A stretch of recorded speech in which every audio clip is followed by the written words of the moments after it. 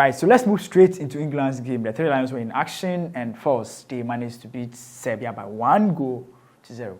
First of all, Gareth Southgate, in his wildest dream, decided to play Trent through the middle. Assuming you're a coach, do you agree how he set up his team first of all? Yes, I did agree. I did agree on the basis that, you see, Trent has the qualities of a midfielder. I get to the point, but he doesn't have the qualities of a midfielder. Yes. I am saying and disagreeing at the same time. I wanted in that, dependent on the opposition, you need the qualities of Trent.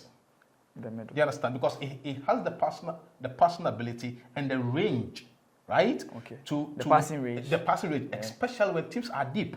You don't really need penetrating passes. You need passes that are going to be looping over the defense.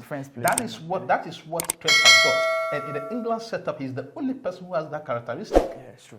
Do you understand me? Yeah, so if a team is sitting deep, then you need that characteristic. But when you meet a match or when you meet a team that is expansive, when you meet an equally good team, probably in Germany, in France, who is going to be flamboyant, who is going to be expansive, then you don't need that technical ability of Trent. Then you would rather have a defensive midfield base of either a Gallagher or a Declan Rice. And remember, Declan Rice is not a defensive midfielder. He's more of what's the name? Box to box midfielder. So from that angle, I do agree with the setup. I think so England, but others have also not been happy with the role he gave to Foden. Others believe playing from the left side made him one of the worst players.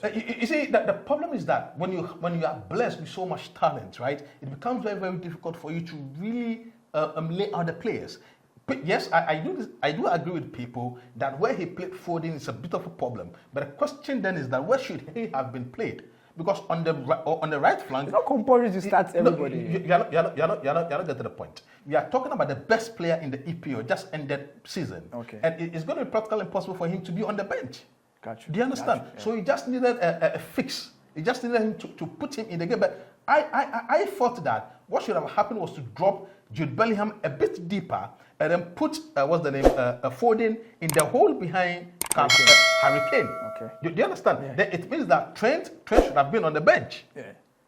You understand? Because on any normal day, when you put Foden on the left, he's never going to perform well. And that's exactly what happened. Yeah, I think, in my opinion, I felt Southgate set the boy up to struggle. No, he didn't set the boy up to struggle. That should tell you that he's not a utility player. That should tell you that he is dependent on being either a number 10 or a number 7. Apart from that, it's going to be practically difficult for him to roam. So. He's not somebody like a Jude Bellingham who could practically play on the right, who could play as a number 10, who could play as a number 8. Or Cole Palmer. So you see, the qualities are very different. It is up to Gareth Southgate to blend the qualities and then get the best out of him.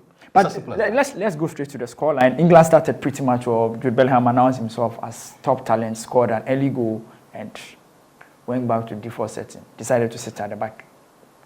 That system and the approach to the game. No, it's not much of a default setting. What did really happen on the day was that the Serbs were practically on the defensive urge. They were not really pushing. It was after the second half that they really came into the game. And they had a couple of chances, right? Yeah. But at the end of the day, the question is always going to be that, attacking-wise, are they that strong?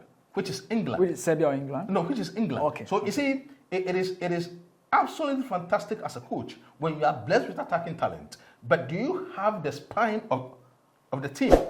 A striker, the midfield, and then the base. Because their goalkeeper is really good at Pickford.